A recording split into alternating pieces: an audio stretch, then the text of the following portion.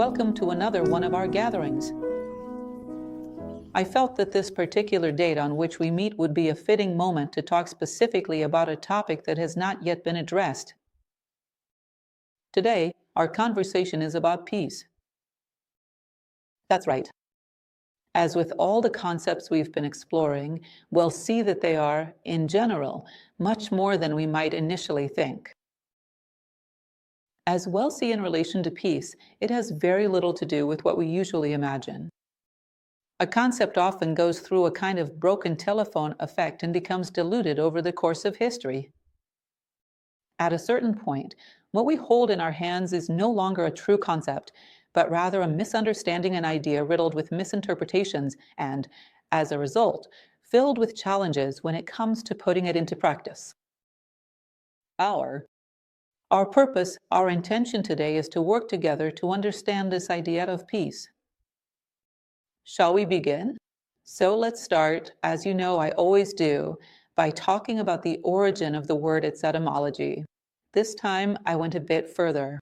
Beyond the Latin pax, I went all the way back to the Proto-Indo-European root, which is patch. And patch meant to fasten, to fix, to bind together, in other words, generally. Pax was related to pacta, formal agreement, an agreement of non-conflict, of non-aggression. So, is peace about agreement? It is, but not in the way it might seem. This idea of agreement, as we know, was later widely used in the concept of the social contract. That is the more superficial and common version of peace through an agreement. But that wasn't quite it, and perhaps it's not even that at all. Let's continue exploring this concept. Well, the term Pax Romana was also widely used. It referred to a period during which Rome experienced no civil wars. It spanned from the time of Augustus to Marcus Aurelius, a rather long period from 28 BC until 180 CE, during which there were no civil wars, though wars with the outside world continued. Still, keep in mind this idea of internal harmony in order to face external conflict. And this was known as the Pax Romana. And from this Pax Romana, we can begin to draw a kind of parallel, and perhaps identify some elements of a Pax Humana, which bears certain similarities. Peace as a pact, that is the strongest idea we've drawn from the word so far. I can't help but briefly remind you of something I've mentioned many times before, which is Plato's myth of Gyges. Since those who listen to me are already familiar with the story, he'll tell it in a very condensed way. Gyges was a shepherd, a Lydian. This is a Platonic myth, was very honest, very upright, until one day he found a ring that, when worn in a certain way, made him invisible. Then the virtuous Gyges became the vicious Gyges. He began to steal, to desecrate, and even to kill people. And then comes the question, what would we do with Gyges' ring in our hands? This is a complex question, I leave it to you. But Plato continues the story, and he says the following. Imagine a situation. Gyges finds the ring, uses it, and while invisible, he remains just as ethical, as respectful, as just as he was before. Just as he was when he was visible. If people knew this, his community, his village in Lydia, they would say, wow, how good Gyges is, how wonderful, out of fear that he might harm them while invisible. But secretly, when the last door closed behind them, in private, they would say, wow, how foolish this Gyges is, huh? What a missed opportunity. Why didn't I find that ring? I would have done well for myself. In other words, Plato's conclusion about this story. People do not love justice. They enter into a social contract. Because if I steal from you, you might steal from me too.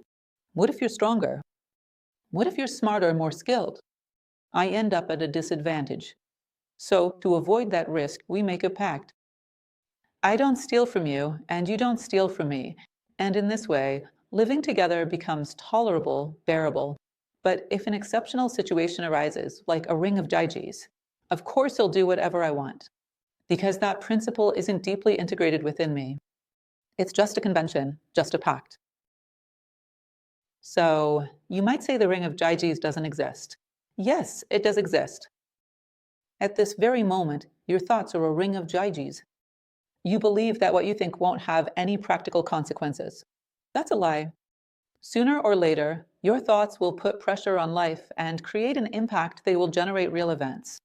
We think we can entertain any thought and remain unaccountable. That's a ring of Gyges. Another example, power is a ring of Gyges. Many times, when a person is granted power, they believe they can do anything without facing consequences because their power protects them. That too is a mistake. There will, indeed, be consequences. Ultimately, the fundamental element of this myth lies in the social contract. No one truly loves justice. People uphold it because there is an agreement implicit to avoid being too harmed and to make coexistence possible. And this is an important element we must consider in all social contracts. They are made out of self-interest, or are they made from a genuine will, from a true love for justice? Generally, not. They are usually made out of self-interest, a necessary form of restraint so that coexistence becomes possible. Well, we know that at a certain point in philosophy, the idea of the social contract emerged. Those known as the contractarian philosophers Hobbes, Locke, and Rousseau. The idea is that if we do not establish an implicit or explicit contract within a society, we do not mark the end of the natural state and the beginning of a viable social and political life. In other words, we return to everything we've already discussed. If there is no pact, no contract, coexistence simply won't work. It would become a war of barbarism, making it impossible to foster any kind of viable social or political life. Well, that's both right and wrong. Ill use. An image, a phrase from a philosopher named Francis Bacon, and I'll make a parody of it, so that you can understand my reservations about the idea of the social pact, the social contract. Francis Bacon, when speaking about hope, said that hope is a good breakfast, but a bad supper. He's right. By dinner time, you should already be taking action, not just waiting. Parodying that idea in the context of the social contract, I would say that the social contract is a tolerable lunch. But what are we going to serve for dinner? At a certain point, it can no longer be about coercion. There must be a deeper way to sustain social life. Otherwise, any state of exception brings us back to barbarism, because barbarism is only being repressed, not transformed. So, what will serve for dinner? That is the big question. Social contract for lunch, what's on the menu for dinner? How about exchanging a social contract for an essential contract? Well, explain shortly what this is all about. It's still a pact, still a contract, but between which parties? What would truly be a more lasting way to sustain human peace, coexistence, and life in society? The social contract at dinner becomes a straitjacket for the most brutal and animalistic human impulses, which is exactly what we're living through. We put on the straitjacket until lunchtime. By dinner time, it's already unbearable, because there are already many ways to bypass that straitjacket. And social life begins to teeter on the edge of becoming unviable. I hope you're reflecting on what I'm saying, because this is a portrait of much of what we're experiencing as we search for its foundations. Some people today say that the social contract was the best thing ever invented. Philosophically, it wasn't. That's what I'm questioning here. It's a way of sustaining peace through a straitjacket. What other alternative could there be? As a starting point, yes, it was necessary. But from that point on, what can we do before dinner time? Well, returning to a more general philosophical reflection. We exist within a dual universe, as we've said countless times. Therefore, everything that manifests here has a face of light and a face of shadow. In everything there is duality. And here we have a duality that lies behind peace, underlying peace. It is the duality between conflict and harmony, and it must be well understood. Well, harmony is something extremely necessary. But harmony is also dual. There is positive harmony, where everything is well and there is negative harmony. Things are so comfortable that I don't want to change. And then I become stuck in place, paralyzed, falling into inertia. This is a shadow aspect of harmony. And what about conflict? It is also dual. Well, there is the terribly negative conflict where everyone believes they hold the absolute truth. Then they end up like two bulls, locking horns until they both fall dead.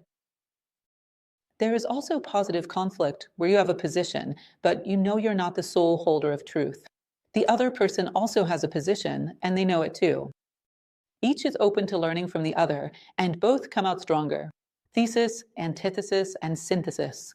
That's the Hegelian dialectic. Isn't that right? When there is that flexibility, that spirit of being a learner, conflict becomes positive because it leads to growth.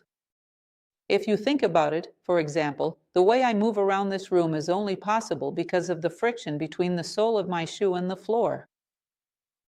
The way this room is lit. It's the result of friction between the flow of electrons and a resistor. In fact, friction and resistance are also present in our body's immune system. Why don't we die? Because the body comes equipped with a strong load of antibodies to destroy anything that enters and threatens its order. You'll notice that life is like that. Is life peaceful or warlike? I believe life is quite harmonious, but it begins as a single-celled organism. It surrounds, organizes, and protects. Anything that enters with the intent to disrupt life will be expelled. In other words, notice how there is a kind of dance where harmony and conflict do not always exclude each other. Sometimes they even work together. Life is harmonious, but it generates conflict. It is a law that sustains and makes life possible. So there are a number of quite complex concepts that we need to digest. Philosophically, it means not generating dogmas and not forming superficial or poorly grounded opinions. It's about understanding the laws of life, the environment in which we are moving. So, constant conflict leads to destruction. But conflict at the right moments leads to growth. Constant harmony leads to apathy and stagnation. But harmony at the right moments brings serenity and happiness. Well, another very important element, life, then, is an example of harmony. And life also involves conflict at the right moments, as we've already mentioned. But life is not belligerent. Life is an example of how to skillfully manage all the forces of nature in order to generate something profoundly intelligent. Well, another important point for us to understand is that peace is not synonymous with passivity. As we've seen, peace encompasses both aspects. It contains both within itself. Peace sustains on one side conflict and on the other harmony simultaneously so that it can endure. Passivity would be like a body without an immune system. Passivity would be someone frozen on one step of the staircase, unable to grow. Because to climb a staircase, you need a vertical vector of conflict and a horizontal vector of harmony. If you don't know how to let go of that vector, go through the conflict and overcome it, you won't grow. And peace means a state of well-being where we are aligned with nature. And one of nature's needs is to harmonize. The other is to grow. And for that, both harmony and conflict are necessary. So, peace is a process that encompasses both conflict and harmony as part of a greater purpose. To sustain life and improve it through the overcoming of conflicts. In other words, peace has a higher purpose, which is the secret of life, to sustain and expand life. And for that, it needs two tools, harmony and conflict. Isn't that interesting? It's very interesting. This is philosophy and the roots of things, so we can act effectively, not working with superficialities that solve nothing. Let's continue. To love life means to respect its methods, to understand it, and to collaborate with it. That's how life operates. Peace is a fundamental tool of life. It works by reconciling, at times, opposing forces, harnessing the power of opposites to generate a certain balance and expansion. which is exactly the case we are discussing. Conflict when it's time to grow, harmony when it's time to stabilize. But both working toward the fulfillment of each being's purpose. Both working so that plants fulfill themselves as plants and animals fulfill themselves as animals. Human beings fulfill themselves as human beings. These are simply necessary tools for each moment, each one in its proper time, used to adjust the gears and keep moving forward. To obey life's calling and do what is required in each moment is peace on the outside and serenity on the inside. Understand this. Serenity is another name for peace when it resides within us. And peace, which is the result of harmony and conflict, is serenity on the outside. When we understand the purposes of life and choose to collaborate with it, we must know how to make use of the toolbox that life has given us. Peace is a powerful ally of life. Now understand what kind of pact the word pax is referring to. The pact is between you and life. The pact is between nature as a whole and human nature. This is the true pact. I, as a human being, commit myself to life. My human nature commits itself to life as a whole. It is a profound pact born from understanding and identity. From belonging, from understanding what brought us into the world, from understanding what our role is here. In other words, I have a pact. I want to serve the purposes of nature. I want to serve the designs of the whole. I want to play my role on the stage of life. That is a pact, but it is not a pact based on a game of interests. It is a pact grounded in consciousness and identity, in understanding what is ours to fulfill within the scheme of manifestation. And this pact, a pact is what forms the foundation of peace, not a horizontal pact between people to defend their interests and maintain appearances, to put savagery in a straitjacket. It is a vertical pact, one that transcends and transforms savagery. I want, consciously and intelligently, to give my best as a human being so that the harmony of the cosmos can function. Just as the plant gives its best, the animal gives its best, though they are not very conscious of it. The glory of being human is the ability to do this consciously as a choice. I choose to serve the whole. I choose to be an intelligent, participative cell. That is a pact.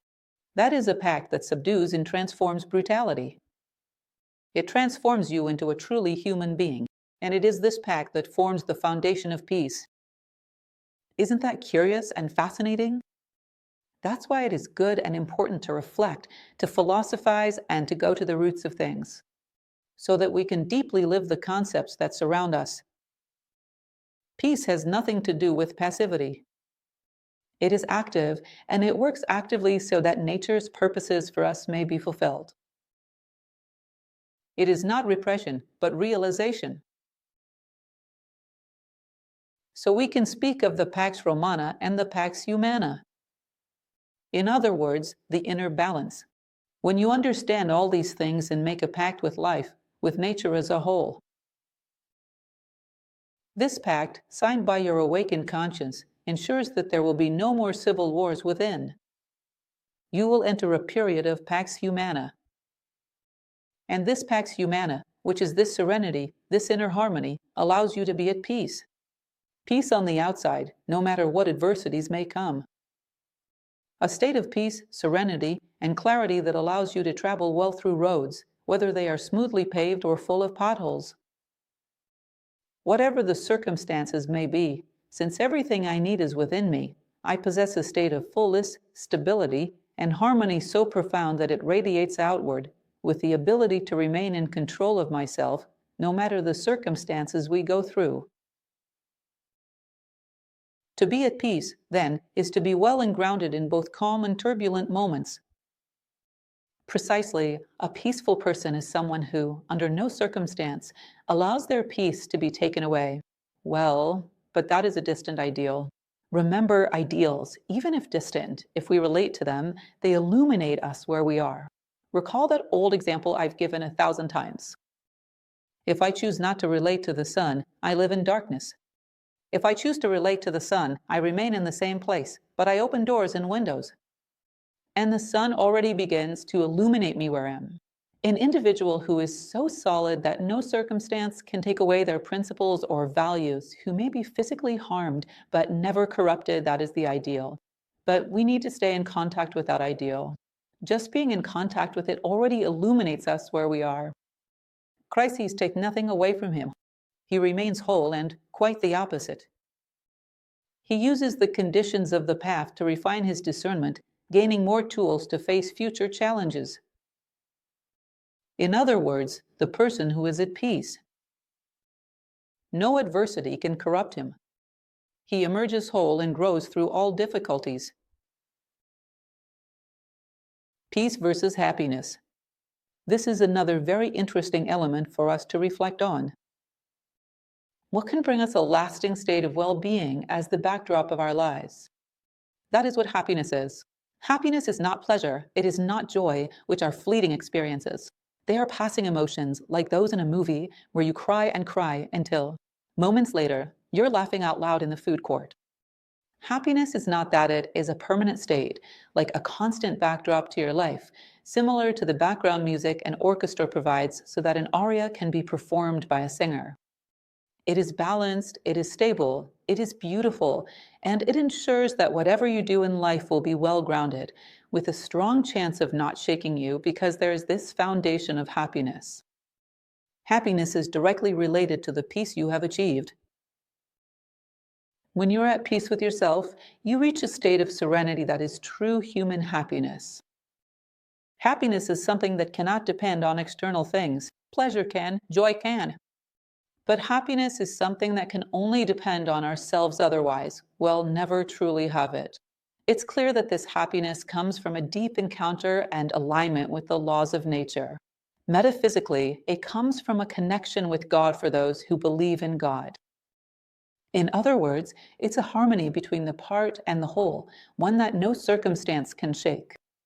This creates a backdrop that is truly wonderful, like an orchestra playing in perfect harmony.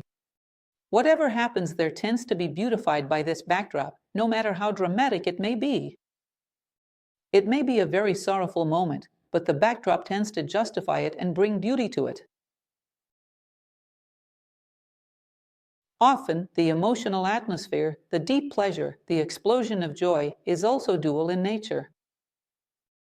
In other words, an excess of joy. Didn't your grandmother ever say that old phrase, "A day full of laughter is the eve of deep reflection"? Mine used to say that to me, and she was right. Sometimes that euphoric high, the joy that feels a bit out of place, is followed the next day by a deep depression, a profound sadness. These fleeting experiences are dual in nature. Exactly. Happiness and peace are not dual. They're a permanent state that ensures whatever you do is well-grounded. You won't lose your human essence. You won't lose your dignity, because your deeply rooted you have a strong inner pillar that connects earth to the sky. Nothing can stick to that. Nothing can distort it.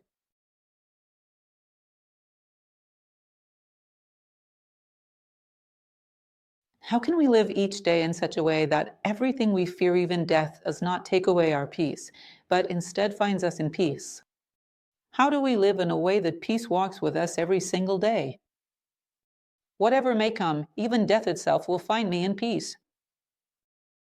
And here we must remember the inevitable discipline need is what is called to the stage at this moment. Discipline assures us that we'll fulfill each day of our lives with respect for this pact that has been made, recognizing that it is the most important thing in the world. I made a pact with nature as a whole, with the purposes of life, with the purposes of God. And every day, I must remember that and honor it. If I do this and fulfill this pact, I'm in a state of security and harmony, so that whatever comes my way will find me well balanced, firmly grounded in life. In other words, not just anything will shake me. I have a very solid foundation. I feel the ground beneath my feet. It won't be easy for something to throw me off balance. This state of balance allows us to offer so much to the world.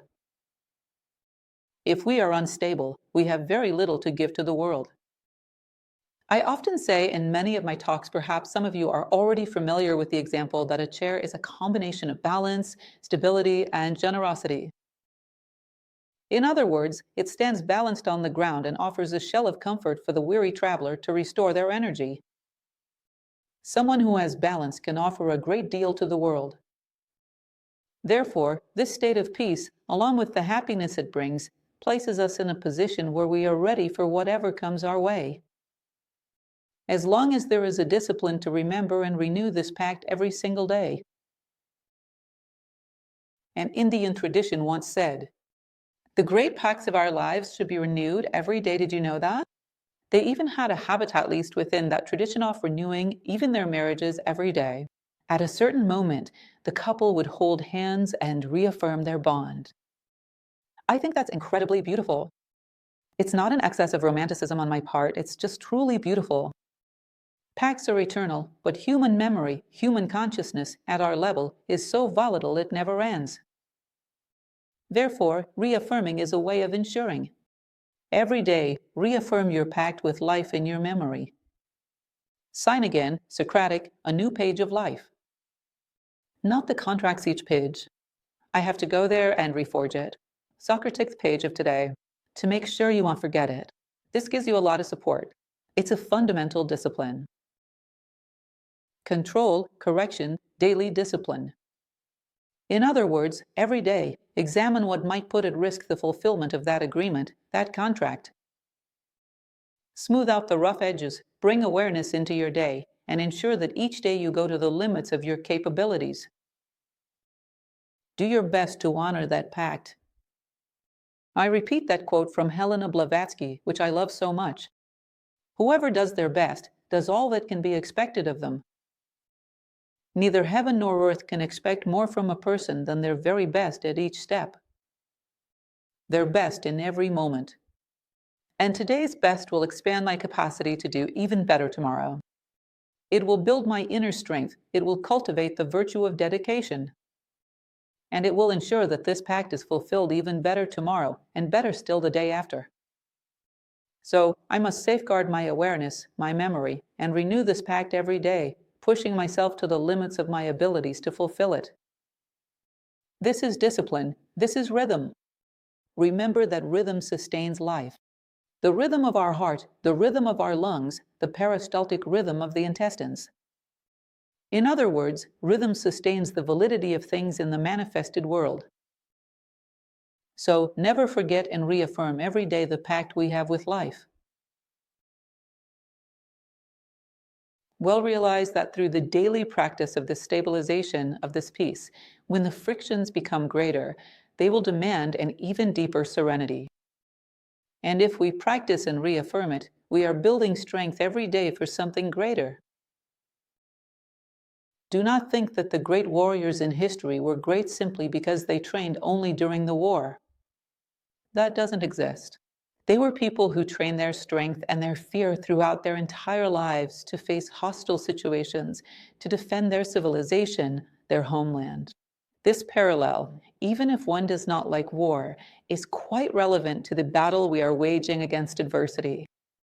If each day we cultivate a more solid peace that gives us support, more serious challenges will come, and we will be able to maintain serenity and clarity, to give our best, and to come through in the best way possible.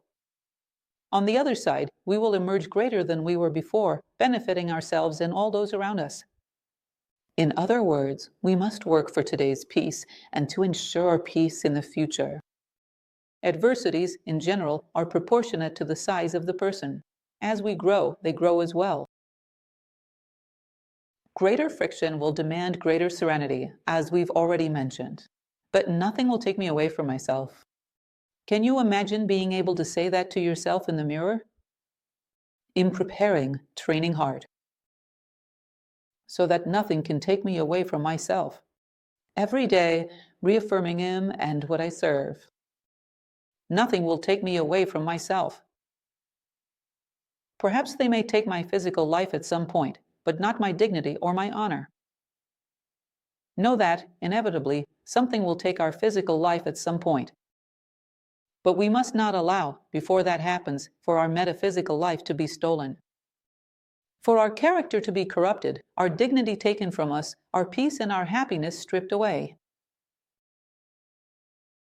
I really like this quote that I've brought here as a way to close. It's a quote by George Arundel that says the following: "To love God is to be of service to his worlds." No matter how many dimensions may have been created, which we are still far from understanding, even science itself sometimes gets a bit confused by concepts like multiverses. In any case, the fact is that whatever the dimension of manifestation may be, to love God is to serve his worlds, to make God's purposes a priority in the purposes of my own life, as I've been saying lately. And this is part of the pact. This is part of peace. To walk with serenity, with strength, ready for both easy and difficult paths. And finally, a quote from Epictetus, of which I've brought a brief summary here, just so it can be well remembered, because to me, this quote is the most beautiful thing ever said about happiness. Happiness is a verb, not a state or not just sitting still in a state of happiness. It's a verb. It is the constant practice of acts of value. Every day, I respond to life with peace, without allowing it to corrupt my happiness. That is happiness itself. It is either beneath your feet or it is nowhere at all. It is a verb. It is the constant practice of acts of value. And happiness walks arm in arm with peace. They may not even be twins. They are one and the same being. And finally, I brought you an excerpt from one of my poems. It's called Wishes for the New Year. There's a small part that says something I find quite meaningful, a fitting close to our brief reflection today. May you have peace, true peace. The peace of one who struggles, serenity in full motion, eternity behind every moment, intense presence, and effective action.